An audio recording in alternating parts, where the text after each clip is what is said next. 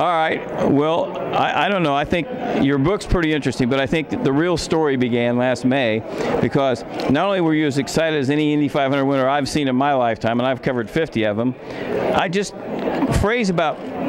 don't think you can explain to people what kind of pressure it is to be a Penske driver and have the Indy 500 hanging over your head all these years and to finally get it done. Yeah, and that's true. I mean, think about Roger, 17 Indy 500 wins, and up until pretty much every driver that had driven IndyCar for Roger had won the Indy 500 until, basically myself, Briscoe, and Joseph and Pagano now joined the team. So there's definitely a lot of pressure there to go on and win an Indy 500. But there's a lot of pressure on myself, to have won so many races, won a championship, but not the 500. And it starts to get harder and harder as you get older, because you haven't got that many times to do it.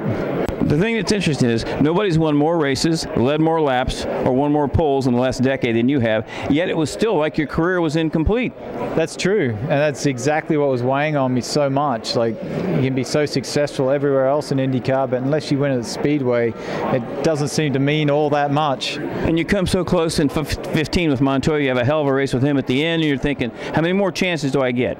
I can't tell you how many times I replayed turn 2 through my head on that one last chance that I had to get Montoya there on the last lap, and getting the push and having the lift. So that weighed on me for a long time. Then you start wondering, well, will it ever happen? Did I blow my chance? But that's why I was so excited in Victory Lane. I mean, the race means so much, but it had built up so much in my head as well. It meant so much to me and my family. What's cool is when Dario first came here, he hated it, and then he fell in love with the race and the tradition and everything. You're kind of the same way. I just remembered you and I used to talk on the phone all the time. Miller, we got too many ovals. Let's get more road courses. Now you love ovals, but there had to be a turning point. Where was it? When you won Texas? When you ran good at 5? Something turned you around on ovals. Yeah, I would say that was Fontana. When I won Fontana, that finale there, in dominant fashion too.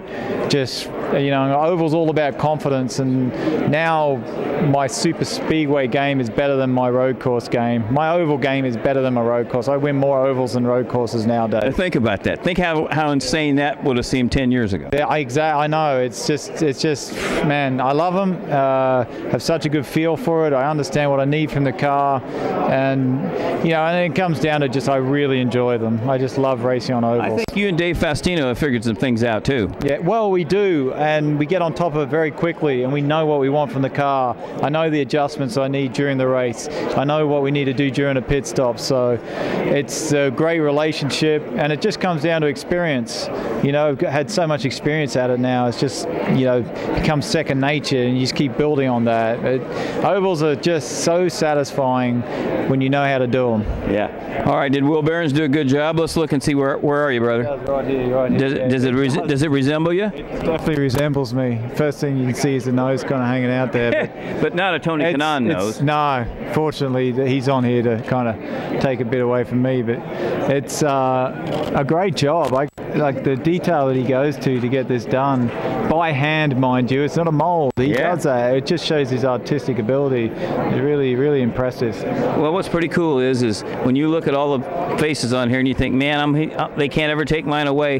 What an accomplishment from a kid from Toowoomba. Exactly. And when I think about my son, will be able to see this. He won't remember the race, but he'll be able to see his father on the Borg Warner Trophy, which to me means a lot. It does. It means a lot to me. It just means a lot to me to be on this trophy. It's such a historical and amazing event. All right, brother. Hell of a job. We'll look forward to seeing you this May. Well, before then, March.